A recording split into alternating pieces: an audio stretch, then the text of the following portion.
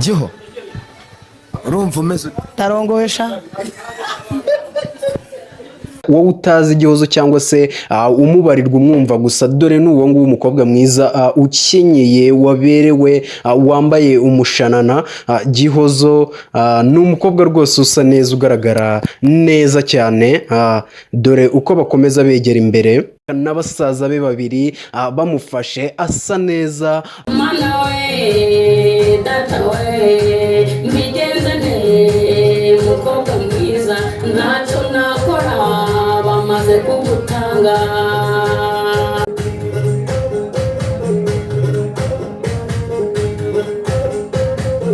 maze wa musore bazakujyana ejo nawe arabyanga ngaragutwara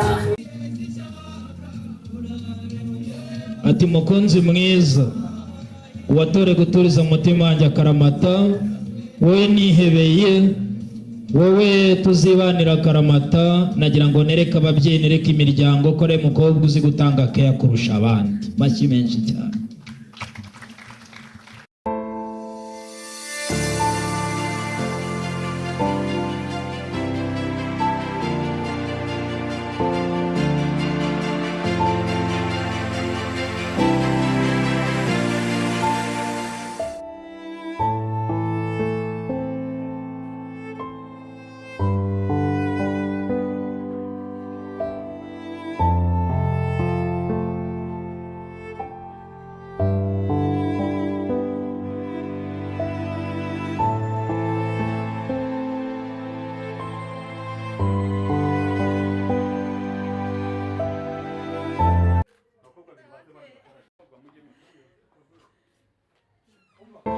Yes, ndagusuje kandi ngo n'ikaze gukurikirana ibiganiro bya Day to Day. Nge wumva Derek dusanzwe tubana umunsi ku munsi gatanu kuri gatanu mu masho agiye atandukanye mu bintu byinshi bigiye bitandukanye. Uyu munsi rero, uyu munsi ni umunsi w'ibirori cyangwa se umunsi wo kwishima, ni umunsi w'intsinzi, umunsi w'umunezero ndetse no kwishima kudasanzwe ku mpande zombi. Twavuga izihe mpande? Hagati y'ubukwe bwa Prince Kid ndetse na Miss Elisa Iradukunda na Gihozo wo twakita smart girl uzwi kuri iyi mihanda ya social media cyangwa se kuri iyi mihanda yirirwa icacaniraho byinshi cyane. So Smart girl ni umukobwa muzi cyane nka Gihozo, ni umukobwa waranzwe n'udushya twinshi, ariko uyu munsi ari mu bashima Imana avuga yuko Imana yamugiriye neza. Uyu munsi akaba arongowe n'umusore mwiza cyane rwose, umusore ugaragara neza. Gihozo aragira ati ndarongowe sha, ati ababisha mureba mwabyanga mwabyemera ndajyanywe. Gihozo rero ni umukobwa ugaragara neza, usa neza mu buryo butangaje cyane. Ubukwe bwe ni ubukwe bugaragara neza cyane, muri sale harimo abantu buzuye, ndetse no mu gutambuka kwe Gihozo urabona ko umugani wiwe ati reka munyora abazimu urabona ko mu kugenda kwe rwose ni umukobwa utari kugira ikintu na kimwe yikanga. Gihozo ni umukobwa wishimiye intsinzi agezeho ndetse n'umufasha wiwe, kuko ni urugendo rurerure. Bavugaga ko ubukwe bwiwe ni prank, ni ibintu byateguwe, ni YouTube zigira ngo zirire, ariko icyo nakubwira cyo ibyo byose ni ibinyoma. Gihozo akoze ubukwe bwiwe kandi bw'igitangaza, ni ubukwe buriri, ntago ari ibintu by'amaprank twamenyereye bahimba. Mukomeze murebe iyi video, murebe ubukwe bwose bwa Gihozo mu bukurikirane ibyo twabashije gufata kuri izi kamera za Day to Day byose mu bikurikirire. Wowe ukunda Gihozo urebe uburyo ki ari umukobwa wabashije kuhanyurana umucyo, wabashije kuhanyurana ibyishimo. Akomeza ukore subscribe, share, comment kuri YouTube channel kugira ngo muranguhereza udushya. Ewana muracyari kumwe na Derek igisubizo.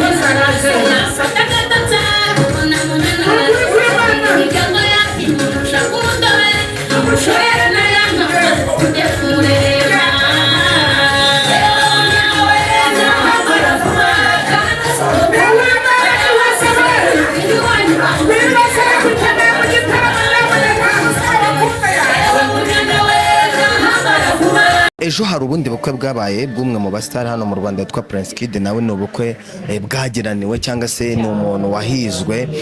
Gihozo nawe akoze ubukwe. Hariho abantu rero batizera Imana ko Imana ikora ko Imana iba. Wamubwiye ngo iki mu magambo nk'amare? Urugero, icyo nzi cy'Imana nimba yarabivuze biremera, nta kuvuga ngo wenda ngo dufite impungenge ngo ibi n'ibi. Ndamubwira nti reba Prince Kid nawe ibyo yaciyemo kujya amageragere ukavayo bakagushyiraho amapingu bakagira gute, ariko Imana ijambo yivugiye iraririnda ikaririndana n'uwo yarivuzeho kugeza igihe risohoreye. Icyo cyo nicyo tuzi neza ko Imana ntibeshya. Ntabwo Imana ibeshya. Imana yacu si bayari, ni Imana isezeranye igasohoza, ni Imana twizeye, ni Imana twiringiye, twizeye ko ibintu byose bigomba kugenda neza kandi bigasoza neza. Nka Marene ijambo ry'ibanze wabwiye Gihozo nawe ubwo agomba kugenderaho mu rugo rwe. Gihozo tuziranye dusenga cyane, twahuriye uretse ko no ku social media wenda twamenyanye, nanjye kubera ko no kuri social media nanjye nagiye ncaho kenshi, ariko Gihozo twamenyanye dusenga, naba nagiye mu mazi ibyumba tugahurirayo tutanabigambanye. Aya masezerano Imana yamuhaye ngendeba naniyumvira, akaza akabivuga, abantu bakavuga, tugahurira mu misozi mu butayu tugaterera tukazamuka tukagira gute, ariko nukuri Imana yari yarabivuze. Icyo nzi cyo igomba kumwubakira ikabigenza, ibintu byose bizagenda neza kuko Imana yabivuze. Imana nitanga umudamu ni nitanga umugabo, nukuri rwose nibyo. None se Imana yaremye umugore igomba no kurema umugabo. Ubundi ijambo ry'Imana rivuga ko nta kigore kigomba kubaho kitagira ikigabo cyacyo, kidafite ikigabo. Giho, amasengesho wasenze mu gihe cyoroshye ndetse n'ikitoroshye, noneho ntekereza ko Imana itangiye kugenda igusubiza muri bimwe mu masezerano yagusezeranyije. Imana ni nziza, ibihe byose irabisohoza, ndayishimiye. Reka wifurize ubukwe bwiza, ukomeze kuryoherwa. Ubu nanjye ndi mu bantu, reka ndi muri basaza ba Gihozo turamujyanye. Ubu nyine nuko bimeze cyane. Nizere ko rero mukomeje gukurikirana gahunda zose za 3D TV Rwanda. Amazina yanjye nitwa Emi Nyawe, ndabakurikiranira uyu muhango uko biri bugende kose kabisa. Murabona ko Gihozo araberewe, Gihozo arasa neza, agaragiwe nabo mu muryango we. Ibintu ni amahoro kabisa, kandi Imana nizere ko murebye muri sale, murabona sale yuzuyemo abantu, murabona ko sale ibintu bimeze neza cyane, murabona ko sale ko abantu bahagaze bameze neza kandi bategereje kureba ubukwe bwa Gihozo. Amazina yanjye nitwa Emi Nyawe. Imana ikomeze kubarinda kandi nizera yuko mwese comment wandika umwifurize kugira urugo rwiza. Imana ikomeze kubarinda.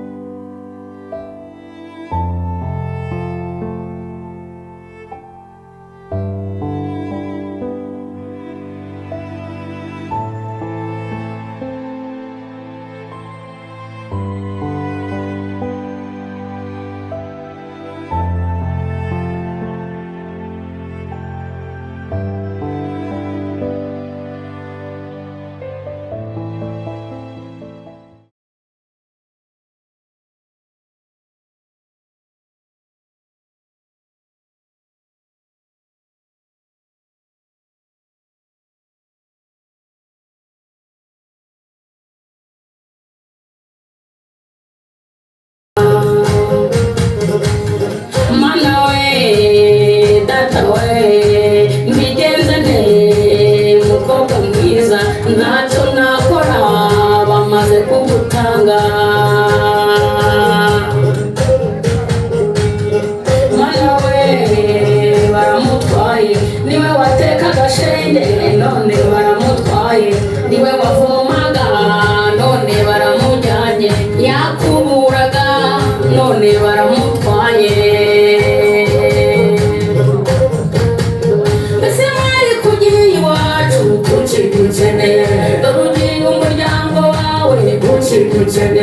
Shenge ugiye mama wawe ntukigukeneye, sasa garuka ryari nyabusa uze kutureba. Ese mwari kugiye iwacu tukigukeneye,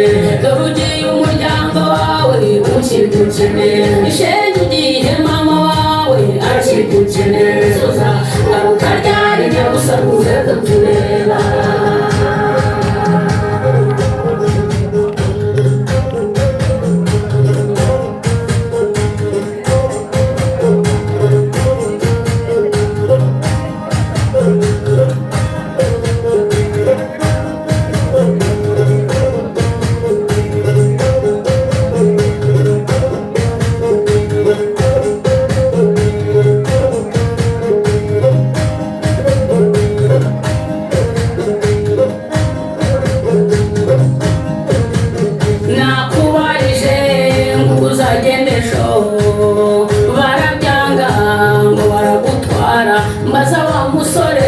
bazakujyana ejo nawe warabyanga ngaragutwara ntacyo nakora mwana wanjye uzubake neza mukobwa mwiza nta kundi genda neza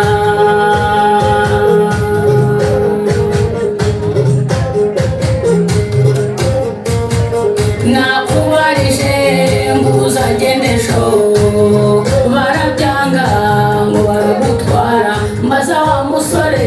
bazakujyana ejo nawe warabyanga ngaragutwara ntacyo nakora mwana wanjye uzubake neza mukobwa mwiza nta kundi genda neza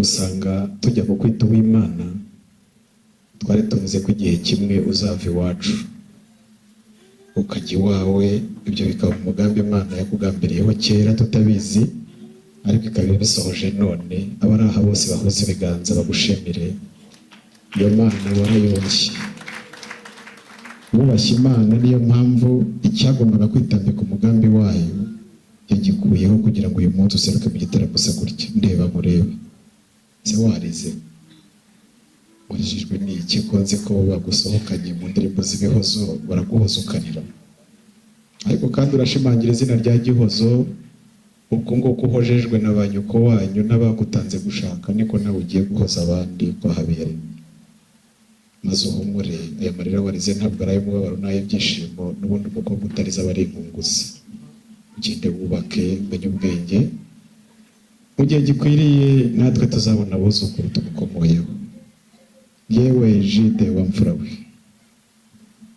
karame karame kuba intore y'umuryango wo kwa Habiyambere kwa Habiyaremye yaje yutse isaba twumva ubusabe bw'umuryango ariko kandi ntabwo dupfuye kugutanga twabakosheje baradukwera inkwano zashimwe abo mu majyaruguru baravuga ngo emera bakujane soya bakujane hanyuma rero yemeye inkwano uvuye iwacu ngo Jide nawe ni umubyeyi kandi inkuyo yabo turayishima azagufata neza wapfunuka maze mwegere akuramutse hanyuma narangiza yo urahuma urahigiko gira umugabo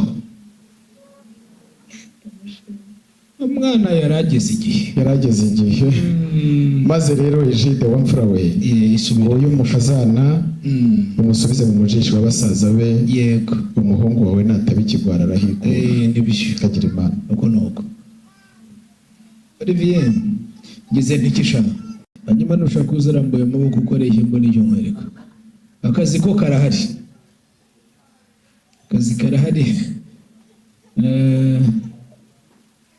ngaho se shahu genda nkufite yujya ndeba ndigiye kureba umupira utaziri butsinde ntugenda wihuta mwe n'umwereshye nyura ahangaha nkungira icyo nkubwira shahu mumfashe dushimire umwana w'umuhungu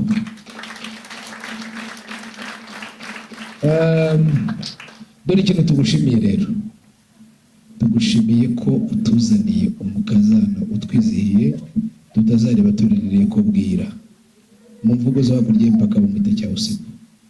Yego, tugushimiye ko utuzaniye umukazana utikanga umuntu muri iruhande. Tugushimiye kutuzaniye umukazana uzabyitwa n'abaturanyi kuri twe n'umwana mu bandi.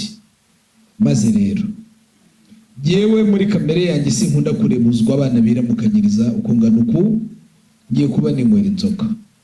Hanyuma nawe ugende uvugane na baramu bawe, ibyo muvugana ni ibyanyu singana namwe, ariko nimutavugana neza ubugwari buragufatana. Yego, ariko nimuvugane neza uragereye urugendo rwosha, urugendo ruguhire. Ngaho ugenda.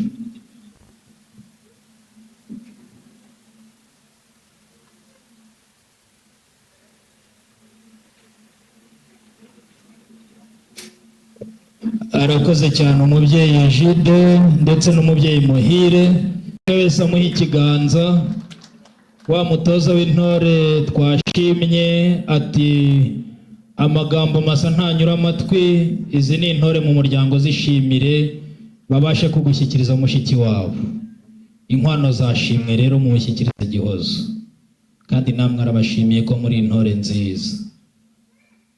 Ati mushiki wacu dukunda, kumugushyingira ntituzabyicuza, tumugushyikirije ku mugaragaro, uri uw'agaciro, uri intore dushima, tubifurije urugendo ruhire, safari njema, amashyi menshi cyane. Hanyuma rero kwizera ntabwo aza kuramukanya n'umukunzi we mumuhagarikiye, reka nsaba ababishinzwe bamenyera ibyicaro, nanjye izindi gahunda nziyobore. Nimutababona muri intore mushaka ibisubizo, nimuze kunsesagurira umwanya.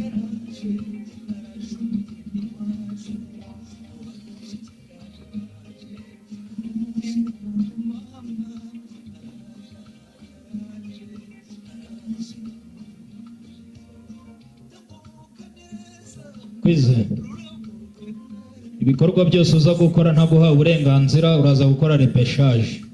Iyo mpano y'isubizo uyiguhaye, kandi kazi ufite hano yihe pare ntacyo kuri hafi. Hanyuma ubutaha ujye ukurikira kugira ngo bigende neza. Mwigire imbere we na Gihozo. Gihozo na Kwizera bigire imbere gato aho ngaho. Aho rero hindukira wongere umuhobere, ariko kandi unamwenyura useke, tubone yuko ugiye gushyingirwa atari agahato ahubwo ari ubushake. Isezerano ribaye ry'agahato riteshwa agaciro. Biduhamirize rero yuko nta waguhase akakubwira ngo uzashyingirwe ngo bakeneye umukazana. Ntantureba noneho mumumpera amashyi menshi cyane. Ndishimye ndanezerewe kuri uyu munsi, umunsi w'amateka, umunsi utazibagirana mu buzima bwacu. Nagira ngo mushime cyane. Kwizera nimba ziriya ntore mwagendanye hari impeta nziza wateganije gushyikiriza umukunzi wawe, naguha uburenganzira kwimushyikiriza muri uyu mwanya. Ubaye waramugeneye iyo saha yambaye nayo yayisimbura, nakuyoboka, ibindi bikorwa bikaza gukurikira nyuma. Urakoze cyane. Ati mukunzi mwiza, uwatoreye guturiza umutima wanjye akaramata, nagira ngo gushyikirize iyi mpano nziza naguteguriye kuri uyu munsi. Impano iruta izindi, impano ihagarariye izindi, impano ukwiriye guha umukunzi wawe. Aha, pare utanze ikizamini kitari ngombwa, ndaguca inzoga. Bari kundema amaboko kugira ngo ndinde kuvuga nk'ay'abagombozi. Ujye wibuka ko igihe uretse gato Kwiza tuze kugendana. Fata iyo mpeta yawe, urwo rurabo rushyikirize pare n'icyamaze. Imenya ko hano hari abanyamakuru, mu mwanya birajya kuri Ruhango mbona abantu bose bakurikirane, haza kunshirishamo ngo Firosi niyo biyoboye nabi. Aha, noneho tugendane rero. Giho, mwereke icyo kiganza. Amasomo pare yamuhaye atoranyemo urutoki rwiza, atwereke ko bose ubaruta, akongerereho ku mazina usanganywe ubaruta, ubasumba bose.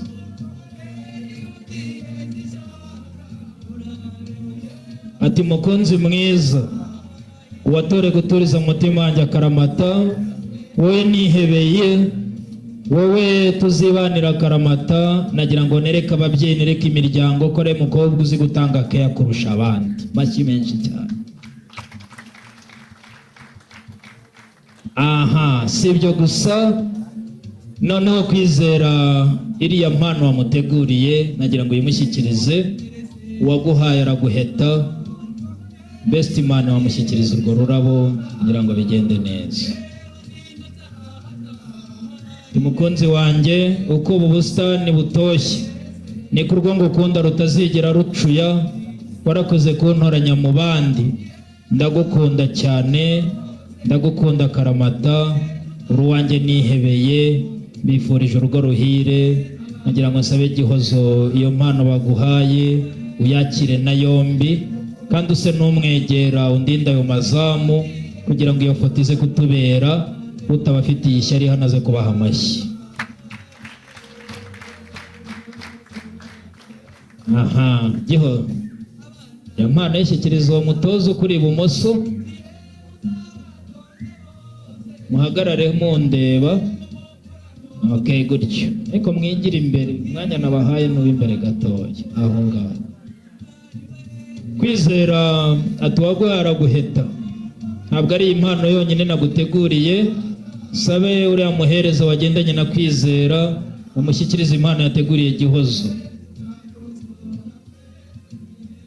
Aha, tumukunzi mwiza, byose tuzabisangira tudasaranganya. Uwiteka ari mu ruhande rwacu, ntituzakena. Reka nsabe Kwizera iyo mpano ishyikiriza umukunzi wawe. Ariko kandi bano bakameramani bari kumbwira ko rimwe na rimwe mutasetse hari amafoto badafata, mutazaza kubateza ingaru nyuma y'uyu munsi. Ngira ngo nyiramaso yerekwa biki bidakirebera, namwe mu bigenza uko nguko, sibyo Kwizera? Aha, mushyikiriza impano wamuteguriye rero. Amashyi menshi cyane ashimira umukunzi we. Okay, urakoze cyane. Yeho, iyo mpano yishyikiriza umubyeyi ukugaragiye. Nawe uwo mutoza yaguhaye impanuro zikwiye, ba nyogosenge babigenza uko. Barakubwira ngo imfura irashima. Hari impano wateguriye umukunzi wawe, kugira ngo nsabura muhereza yigushyikirize. Shimira umukunzi wawe kuri uyu munsi. Aha, impanuro paratanze zikurikizwe. Gihozo ati mukunzi wanjye, nagira ngo ngushyikirize iyi mpano. Kwizera yakira na yombi. Aha, amashyi menshi cyane. Bakoze cyane. Best man bamushyikiriza iriya mpano. Miryango migari, miryango dushima. Hari benshi twashima, ariko muri uyu mwanya kadushimire abahagarariye abandi. Yeho, yari intambwe ebyiri bigira imbere,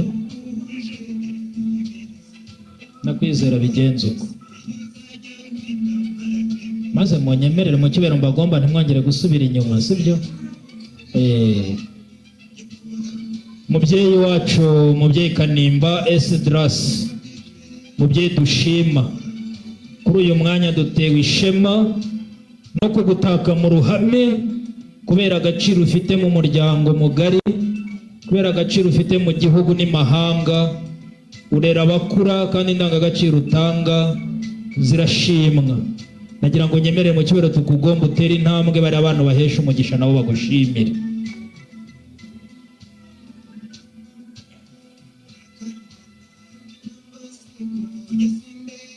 Ati mwana wanjye urakoze kumpesha ishema, ugashinga umuryango unyuze mu muco, utanyuze mu cyaha hafi ngo uhinguke dobandi. Ndagushimira intore cyane. Aha, mubyeyi Kanimba uhagaze aho ngaho mubyeyi. Yes, twagira ngo tugushime. Mbere ya byose reka nsabe izi mfura zihuza ibiganza zigushime. Ugira urukundo, ugira umutima mwiza, urangwa no kwicisha bugufi, urangwa no kugira urugwiro, ubupfura n'ubunyangamugayo bikuranga. Rwose Imana ikomeze ikwagure muri byose, bongere baguha amashyi menshi. Kwizera rero azi uruhare ntasimburwa wagize mu burere bwa Gihozo. Yambwiye ngo ntabwo yabura kugushimira. Saburi yamuhereza ufite ririya kamba, bari gushyikirize tugushimire. Hera kuri iyo ngofero ishyikirize Kwizera.